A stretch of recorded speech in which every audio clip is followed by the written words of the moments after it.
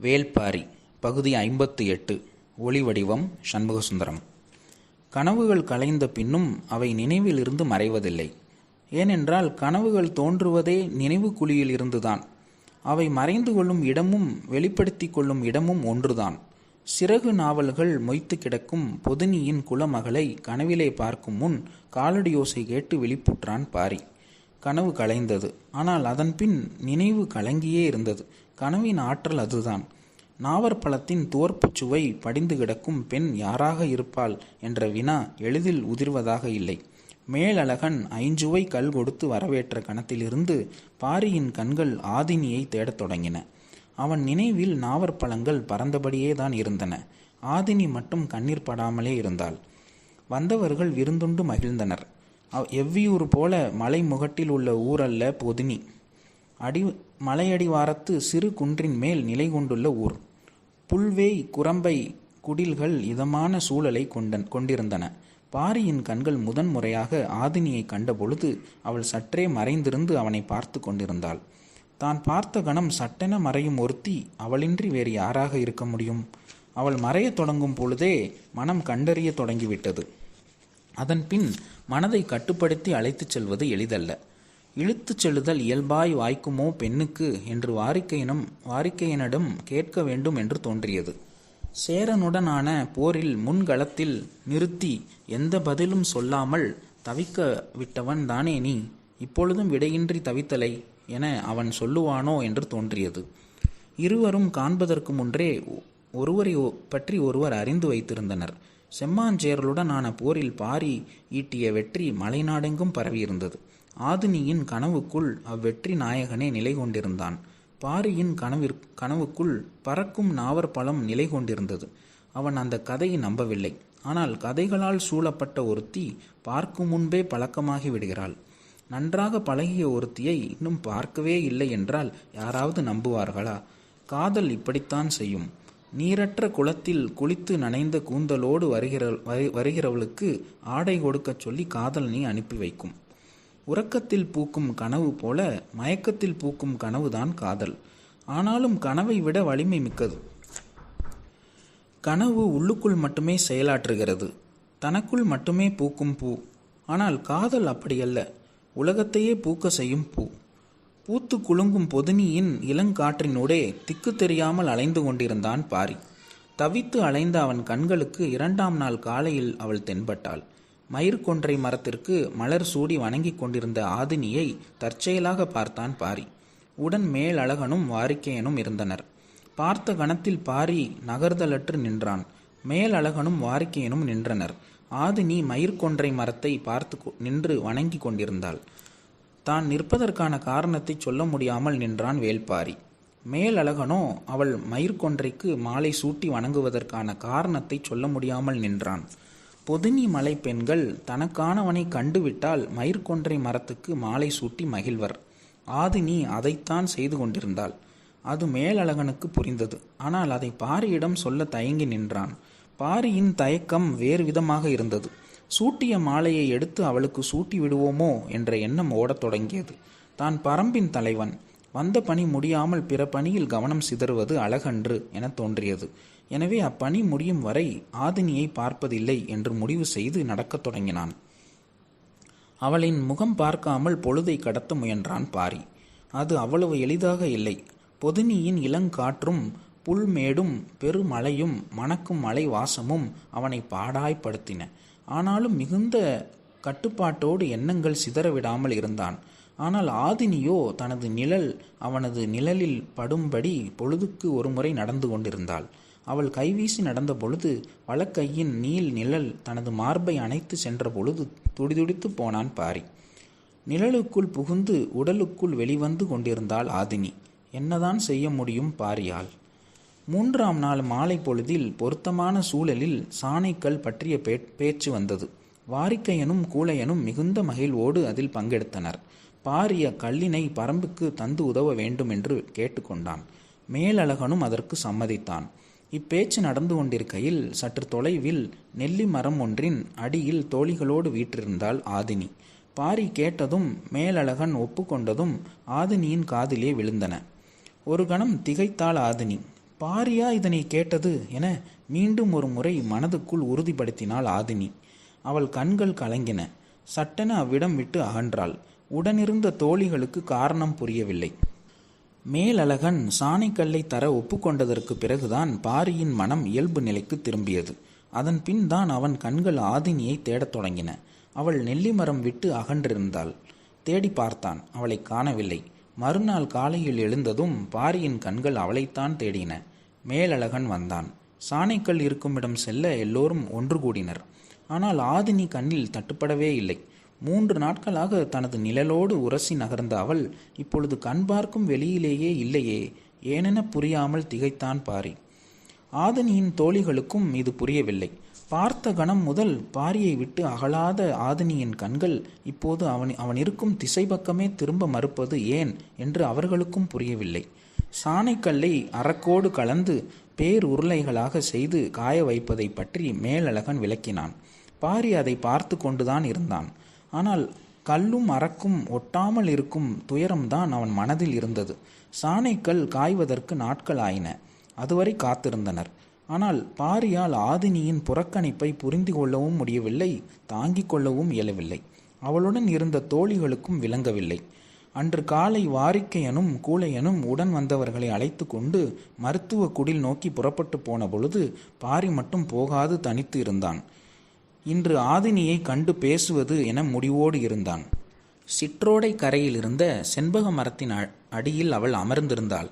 தனித்து இருந்தவளின் முகத்தில் கவலையின் கீற்று தென்பட்டது. குழப்பத்தின் பிடியில் இருந்த பாரி அவள் முன்னர் வந்து நின்றதும் பேச ஏதுமற்ற அவள் புறப்பட ஆயத்தமானாள். மரித்த பாரி, என்னை விட்டு அகழ்வதன் காரணம் என்ன என கேட்டான். நிமிர்ந்து பாரியின் கண்களை பார்த்தாள் ஆதினி. பார்வையின் பொருள் அவனுக்கு புரியவில்லை. அவள் சொன்னாள், பரம்பின் தலைவன் நான் நினைத்தது போல் இல்லையே என்று. அதிர்ந்தான் பாரி. அவள் எதன் பொருட்டு இவ்வார்த்தையை பயன்படுத்துகிறாள் என புரிந்து கொள்ள முடியவில்லை. ஒருவேளை இவள் தந்தையிடம் சாணைக்கல் வேண்டும் என உதவி கேட்டதால் இப்படி எண்ணுகிறாளோ என்று தோன்றியது. இதில் தவறொன்றும் இல்லையே. வேளிர் குலம் தங்களுக்கு தேவையானதை கொடுத்து மாற்றிக்கொள்ளும் பழக்கம் எப்பொழுதும் உள்ளதுதானே. இதற்கு ஏன் இப்படி நினைக்க வேண்டும் என்று எண்ணியபடி அவளை பார்த்தான் பாரி. அவள் நேர்கொண்ட பார்வையை கீழிறக்காமல் இருந்தாள். அவளின் உறுதி பார்வையின் கோணத்திலேயே வெளிப்பட்டு கொண்டிருந்தது. பாரியால் புரிந்து கொள்ள முடியவில்லை. யான் செய்த பிழை என்ன என்று கேட்டான். குலத்தலைவனுக்கு எது அழகு என்றாள். தன் குலம் காக்கும் துணிவும் வீரமும் என்றான். அவை இரண்டும் இருப்பதால் தான் அவன் தலைவனாகிறான். ஆனால் அவனுக்கு அழகு சேர்ப்பது அவற்றையும் மீறிய பண்புகள் தானே என்றாள் ஆதினி. இது கேள்வி அல்ல, விடை. நான் பண்பு பாராட்டுதல் குறையேதும் வைத்தேனா என்று மனதுக்குள் எண்ண தொடங்கிய பொழுதே குரலின் வீரியம் குறையத் தொடங்கியது. சிறு செருமல் கொண்டு நிலைமையை சமாளித்தபடி பாரி கேட்டான். நீ கண்டறிந்த குறையை தயக்கமின்றி சொல் என்றான். குறையை சொல்வதில் எனக்கு தயக்கமில்லை. ஆனால் சொல்லும் உரிமை இல்லாததே எனது தயக்கத்திற்கு காரணம் என்றாள். நீ மயிர்கொன்றைக்கு மாலையிட்ட பொழுதே மனதளவில் நாம் உரிமை கொண்டு விட்டோம். பின் ஏன் தயங்குகிறாய் என்றான் பாரி. ஆதினிக்கு சற்றே அதிர்ச்சியாக இருந்தது. பொதினியின் வழக்கத்தை அதற்குள் பாரி அறிந்து கொண்டானே என்று தோன்றியது. பரம்பின் தலைவன் வந்துள்ளான் என அறிந்ததிலிருந்து எனது மனம் நிலை கொள்ளவில்லை. வேளிர் கூட்டத்தின் இணையற்ற வீரனாக உம்மை பற்றிய கதை காடெங்கும் பரவி கிடக்கிறது. உன்னை பார்க்காமலே நான் காதல் கொண்டு கிடந்தேன். உனது வருகை நான் காதல் கொண்டு நீண்ட நாட்களுக்கு பின்னர்தான் நடந்தது என்றாள் ஆதினி. பாரி வியப்புற்று கேட்டுக்கொண்டிருந்தான். ஆனால் சொல்ல சற்றே தயங்கினாள். பாரி அவளது வார்த்தைகளை கூர்ந்து கவனித்தான். பொதினி மலை வருகிறவர்களை தம் குலம் காக்க மருத்துவ உதவியைத்தான் கேட்பார்கள். நீயோ ஆயுத உதவியை கேட்டாய். என்னால் அதனை ஏற்க முடியவில்லை என்றாள். ஆதினி கூறிய பிறகு பாரியின் மன அழுத்தம் சற்றே குறைந்தது. அவன் சொன்னான், வேளிர் கூட்டத்தில் மருத்துவ அறிவில் உச்சம் கொண்டவர்கள் பொதினி மலை வேளிர்களே என்பதை நான் அறிவேன். ஆனால் எங்களுக்கு தேவையானதைத்தானே நாங்கள் கேட்க முடியும் என்றான் பாரி. மறுமொழி ஆதினியை மேலும் அதிர்ச்சிக்குள்ளாக்கியது. தங்களுக்கு என்ன தேவை என்பதையே அறியாமல் குலத்தலைவன் எப்படி இருக்க முடியும் என்றாள். ஆதினியின் சொல் கடும் தாக்குதலாக இருந்தது. எதன் பொருட்டு இவ்வார்த்தைகளை பயன்படுத்துகிறாள் என்பது பாரிக்கு புரியவில்லை. பரம்பின் தேவைகளை நான் அறியவில்லை என்றா சொல்கிறாய் என்றான் பாரி. கேள்வியை பாரி முடிக்கும் முன் ஆதினி சொன்னாள், ஆம். மீண்டும் அதிர்ச்சியானான் பாரி. பரம்பு நாட்டை பார்த்து அறியாதவள் பரம்பின் தேவையை நான் அறியவில்லை என்று எப்படி சொல்ல முடிகிறது? அதிர்ச்சியும் ஆவேசமுமாக மாறியது மனம். சற்றே மனதை அமைதிப்படுத்தியபடி பாரி சொன்னான். நீ பரம்பை அறியாதவள். பரம்பும் தேர்ந்த மருத்துவ குடிகளை கொண்டதுதான். எனவே எங்களுக்கு அது தொடர்பான தேவை எதுவும் எழவில்லை. எனவேதான் நாங்கள் மருத்துவ உதவி எதுவும் கேட்கவில்லை. சாணைக்கல் என்று பாரி பேசிக்கொண்டிருக்கும் பொழுது கையை உயர்த்தி பேச்சை நிறுத்தச் சொன்னாள் ஆதினி. அவள் பார்வையில் இருந்த அழுத்தமும் கையை உயர்த்திய வேகமும் இடைவெளியின்றி நிறுத்தியது பாரியின் சொற்களை. பாரி விழி அசைக்காமல் அவளையே பார்த்து கொண்டிருந்தான். ஆதினி சொன்னாள், மருத்துவ தேவை எதுவும் இல்லாத ஒரு குலம் தன் குல ஆசானின் 3 மகன்களையும் ஆட்கொல்லி மரத்திற்கு சாக கொடுப்பானேன் என்றாள். ஒற்றை கேள்வியால் பாரியை 2 கூறாக பிளந்தாள் ஆதினி. தொலைவில் கூழையனும் வாரிக்கையனும் பிரண்டை தேய்த்த சிரட்டையையும் பூனை வணங்கியையும் பார்த்துவிட்டு பாரியை நோக்கி வந்தனர். அவர்கள் வருவது அறிந்த ஆதினி அவ்விடம் விட்டு நகர்ந்தாள். உரைகள்ளென நிலை கொண்டிருந்த பாரியை பார்த்த வாரிக்கையனும் கூழையனும் திகைத்து நின்றனர். பாரியின் அதிர்ச்சி களைய நாளானது. சாணைக்கல் காய்ந்து கொண்டிருந்தது. செங்கார் சேவல் விருந்து நாள்தோறும் நடந்தது. பாரி அதன் பின் ஒவ்வொன்றாக அறியத் தொடங்கினான். ஆட்கொல்லி மரத்தின் அருகில் செல்ல பொதினி மருத்துவர்கள் வழிகண்டுள்ளனர் என்பது பிறகுதான் தெரிந்தது. சேராங்கொட்டை விதையுடன் 3 விதமான மூலிகைகளை அரைத்து உடலெங்கும் தேய்த்து கொண்டால் அதன் அருகில் சென்று வரலாம் என்று சொன்னார்கள். சரி, இவ்வளவையும் தேய்த்து அதன் அருகில் செல்ல வேண்டிய தேவை என்ன என்று கேட்டபொழுது அதற்கு அவர்கள் சொன்ன காரணம் பேரதிர்ச்சிக்கு உள்ளாக்கியது. பொதுனிவாழ் வேளிர் கூட்டத்தின் மருத்துவ அறிவு எவ்வளவு உச்சங்கொண்டிருக்கிறது என்பதை பாரியால் அப்பொழுதுதான் முழுமையாக புரிந்து கொள்ள முடிந்தது. செம்மாஞ்சேரலுடன் போரிட்டு அடைந்த வெற்றி மட்டுமன்று, தேக்கனின் மகன்களை ஆட்கொல்லி மரத்திற்கு சாக கொடுத்தது கூட கதை கதையாய் மலையெங்கும் பரவி கிடக்கிறது என்பதும் பாரிக்கு புரிந்தது. வந்த புதிதில் சாணைக்கல்லை பற்றியே கேட்டுக்கொண்டிருந்த பாரி இப்பொழுது ஆட்கொல்லி மரத்துக்கான மருத்துவத்தையே கேட்டுக்கொண்டிருக்கிறான் என்பதை மேலழகன் கவனித்தபடி இருந்தான். வேளிர் கூட்டத்தோடு ஒரு மாற்று செய்யலாம் என்பது முன்னோர் வாக்கு. ஆனால் பாரி இருபொருள் கேட்பானோ என்று தோன்றியது. சாணைக்கல் அறக்கோடு காய்ந்து இறுக பற்றி வட்ட வடிவ உருளையாக மாறியது. நாளை அதனை எடுத்து பயன்படுத்தலாம் என்று மேலழகன் சொன்ன பொழுது பாரி சொன்னான், எனக்கு சாணைக்கல் தேவையில்லை என்றான். இது மேலழகன் எதிர்பார்த்ததுதான். சாணைக்கல்லுக்கு மாறாக ஆட்கொல்லி மரத்துக்கான மருந்தினை கேட்பான் என்று முன்கூட்டியே நினைத்திருந்தான். ஆனால் அம்மருந்தினை இனிமேல் தான் உருவாக்க வேண்டும் என்றான் மேலழகன். நான் அம்மருந்தினை கேட்கவில்லையே என்றான் பாரி. மேலழகன் அதிர்ந்தான். சாணைக்கல்லும் வேண்டாம், ஆட்கொல்லி மரத்துக்கான மருந்தும் வேண்டாம் என்றால் உமக்கு என்னதான் வேண்டும் என்றான் மேலழகன். அதனை ஆதினியிடம் கேட்டுக்கொள்ளுங்கள் என்றான் பாரி. அழகனுக்கும் புரியவில்லை. உடனிருந்த வாரிக்கையனுக்கும் புரியவில்லை. சற்றே குழப்பத்தோடு மகளிடம் போய் கேட்டான் மேலழகன், பாரிக்கு என்னதான் வேண்டுமாம் என்று. இதனை ஏன் என்னிடம் வந்து கேட்கிறீர்கள் என்றாள் ஆதினி. பாரிதான் உன்னிடம் கேட்க சொன்னான் என்றான். பரம்பின் தேவையை என்னை விட நீதான் அதிகம் புரிந்திருக்கிறாய். இப்பொழுது சொல், நான் எதை கேட்க வேண்டும் என்று. பாரி காதோடு கேட்கும் குரல் அவளுக்குள் எதிரொலித்தது. உள்ளுக்குள் ஓடிய சிரிப்பை மறைத்தபடி ஆதினி சொன்னாள், மனவிழாவிற்கு ஏற்பாடு செய்யுங்கள் தந்தையே என்று. மேலழகனுக்கு புரியவில்லை. பரம்பின் தேவை என்னவென்றுதானே உன்னை கேட்கச் சொன்னான் என்றான். ஆம், பரம்பின் தேவை நான்தான். அதை நான் சரியாக கணிக்கிறேனா என்பதை அறியவே பாரி உங்களை அனுப்பியுள்ளான் என்றாள். மேலழகனுக்கு இப்பொழுதும் புரியவில்லை. ஆதினி மீண்டும் சொன்னாள், என்னை வைத்தே என்னை கணிக்கும் ஒரு விளையாட்டை பாரி விளையாடுகிறான். அது மட்டுமல்ல, பரம்பு மீதான எனது அக்கறையை காதல் கொண்டு உரசி பார்க்கிறான்.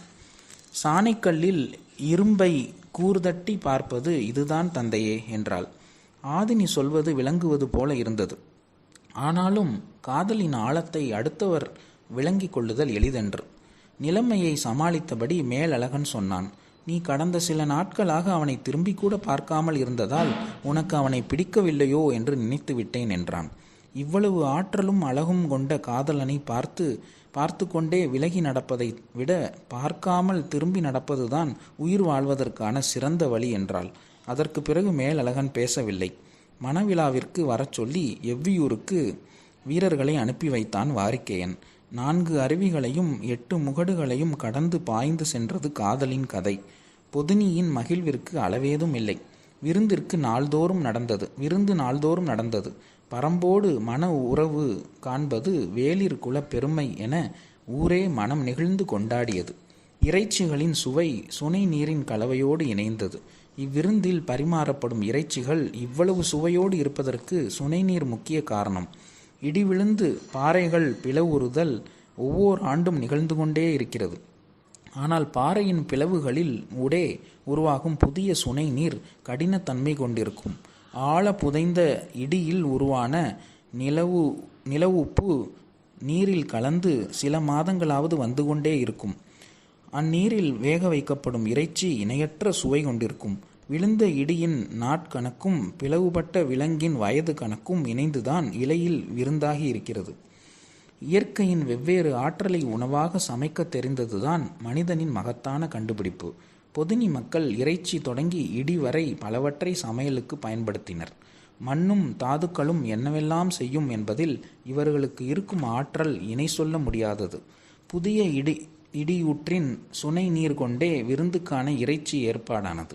வாரிக்கையனும் உடன் வந்த எவரும் எதனையும் விட்டு வைக்காமல் விருந்தை உண்டு மகிழ்ந்தனர். பொதினியின் ஐஞ்சுவை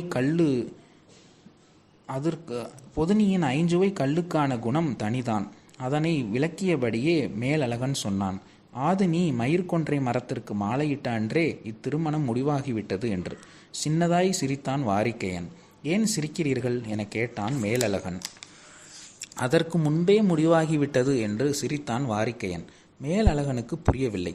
பரம்பின் ஆதி கல்லான ஆலம்பனைக்கல்லை மன உறவுக்காக மட்டுமே கொடுக்கும் பழக்கம் எங்களுடையது என்றான் வாரிக்கையன். அப்படியென்றால் நீங்கள் சாணைக்கல்லுக்காக வரவில்லையா என்றான் மேலழகன். சாலைக்கல்லுக்கு மட்டுமென்றால் பாரி ஏன் வர வேண்டும்? நாங்கள் மட்டும் வந்தால் போதாதா என்றான். பாரி அறிந்துதான் வந்தானா என்றார் மேலழகன். சிரித்தபடி வாரிக்கையன் சொன்னான். நாங்கள் யாரும் அறிய மாட்டோம் என்று நம்பி வந்தான். அவன் அப்பனுக்கே மனமுடித்து வைத்து வந்தான். என்னிடமே விளையாடுகிறான் என்றான். உங்களுக்கே இந்த செய்தி தெரியாதா? சாணைக்கல்லை பற்றி செய்தி சொன்ன முதுபாணனிடம் இவன் அதிகம் வினவியது ஆதினியை பற்றிதான் என்றார். அப்படியா என கேட்டான் மேலழகன். இடிநீரில் இறைச்சியை சேர்க்கும் உங்களுடைய அறிவைப் போலத்தான் ஆயுதங்களோடு ஆதினியை சேர்த்தான் பாரி. மேலழகன் வியப்பிலிருந்து மீள நேரமானது. குன்றின் சிறு பாறை முனையில் அமர்ந்திருந்தான் பாரி. அவனது தோளிலே சாய்ந்திருந்தாள் ஆதினி. கும் இருட்டு நிலை கொண்டிருந்தது. பாறையின் முகப்பில் ஏன் அமர வைத்திருக்கிறாள்?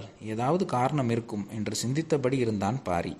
இருளுக்குள்ளிருந்து முழு நிலவு மேலேறி வரும் நேரம் நெருங்கிக் கொண்டிருந்தது. பற்றிய தோளிலிருந்து முகம் விளக்காமல் ஆதினி கேட்டாள். எதை பற்றி சிந்தித்து கொண்டிருக்கிறீர்கள் என்று. மெல்லிய குரல் மேலெழுந்து வந்தது. குலத்தின் தலைவனுக்கு எது அழகு என்பதை பற்றி என்றான். ஆதினி இதனை எதிர்பார்க்கவில்லை. விடை சொல்ல வாயெடுத்தவள் சற்றே அமைதியானாள். ஏன் விடை சொல்ல மறுக்கிறாய் என்றான் பாரி. அழகான தலைவன் தன் குலத்தோடு சேர்த்த பிறகு நான் சொல்ல என்ன இருக்கிறது? சொல்லி நிறுத்திய ஆதினி அசைவற்று அவனை பார்த்து கொண்டிருந்தாள். காதலியிடம் கற்றுக்கொள்ளும் இன்பம் ஆணுக்கு வாய்ப்பது அரிது. நீ எனக்கு என்னுடைய அறியாமையை காண்பித்தாய். என்னுள் புகும் உனது ஆற்றல் என்னை திகைக்கச் செய்கிறது என்றான் பாரி. ஆதினி சொன்னாள். என்னுள் புகும் உனது ஆற்றல் என்னை என்ன செய்கிறது தெரியுமா என்று. பாரி மெல்ல தலையசைத்து தெரியவில்லையே என்றான். அவன் தோள் தழுவிய கையை சற்றே மேல் நகர்த்தி இந்த அறியாமைதான் பேரழகு என்றாள். இமைகள் மூட தலைப்பட்ட பொழுது உச்சி மலையிலிருந்து பெரும் காற்று வீசி இறங்கியது. எதிர்ப்புற குன்றின் பின்புறத்திலிருந்து முழு நிலவு மேலெழ மஞ்சள் ஒளியில் மரங்களின் நுனி இலைகள் கூசி சிலிர்த்தன. மயங்கிய பாரி இயற்கையின் பேரழகை விஞ்சும் ஆற்றல் தனது கன்னத்தை ஏந்தி நிற்கும் கைகளுக்கு இருக்கிறதோ என நினைத்து கொண்டிருக்கையில் ஆதினி சொன்னாள். கண்களை மூடுங்கள், உலகின் பேரழகை காட்டுகிறேன் என்று. அவள் சொல்லிய விதமே பெரும் மயக்கத்தை ஊட்டியது. என்ன செய்ய போகிறாள் என அறியும் ஆவலில் கண்களை மூடினான் பாரி. இவ்வளவு பொழுதும் தனது உடலோடு ஒட்டியிருந்த அவள் தன்னை விட்டு விலகுகிறாள் என்பதை உணர்ந்தபடியே இருந்தான் பாரி. சிறிது நேரம் எதுவும் சொல்லாமல் இருந்தாள். பாரியின் எண்ணங்கள் எங்கெங்கோ போய் திரும்பின. இப்பொழுது கண்களை திறங்கள் என்றாள் ஆதினி. பாரி மெல்ல கண்களை திறந்தான். எதிரில் ஆதினி நின்று கொண்டிருந்தாள். சிறு புன்னகையோடு அவனையே பார்த்து கொண்டிருந்த அவள் வலப்புற மலை உச்சியை கைகாட்டி அங்கே பாருங்கள் என்றாள். பாரி திரும்பி பார்த்தான். நில ஒளியில் மலை உச்சியை பார்த்து கொண்டிருக்கையில் ஏதோ ஒரு வேறுபட்ட தன்மையை உணர்ந்தான். என்னவென்று புரியவில்லை. காற்று வீசிக்கொண்டிருந்தது. கன நேரத்திற்குள் நூற்றுக்கணக்கான சிறகு நாவற்பழங்கள் மலை உச்சியிலிருந்து காற்றில் மிதந்து வந்து கொண்டிருந்தன. இமைக்காமல் பார்த்தான் பாரி. அலையலையாய் அந்த அதிசயம் வந்து இறங்கியது. உச்சி மலையில் எட்டி பார்க்கும் நிலவுக்குள் இருந்து கருநீல பொன்வண்டு காற்றெங்கும் மிதந்தபடி பாரியை நோக்கி வந்தது. நம்ப முடியாத காட்சி வானம் முழுவதும் வந்து கொண்டிருந்தது. கன நேரத்தில் கிறுகிறுத்து போனான் பாரி. மலை உச்சியில் இருக்கும் சிறகு நாவர் காட்டிற்கு நேர் கீழாக இருப்பதுதான் பொதினி குன்று. உட்கார்ந்திருக்கும் இந்த பாறை முனை இன்னும் துல்லியமானது. விரிந்த ஈரிலையால் மிதந்து வரும் நாவலை அவனது கை எட்டி பிடிக்கும் பொழுது விலகி இருந்த ஆதினி அருகில் வந்து கட்டி பிடித்தாள். ஈரிலை கொண்டு இருவரையும் மூடின சிறகு நாவல்கள். கண் திறக்கவும் முடியாமல் மூடவும் முடியாமல் அவன் தவித்த பொழுது துவர்ப்பின் சுவையை அவனுக்கு ஊட்டத் தொடங்கினாள் ஆதினி. நாவற்பழத்தின் சாறு உள் இறங்கியது. பறப்பதற்கு ஈரிலை கூட தேவையில்லை, ஈரிதழே போதும். பகுதி 58 முற்றும். அன்பன் சண்முகசுந்தரம்.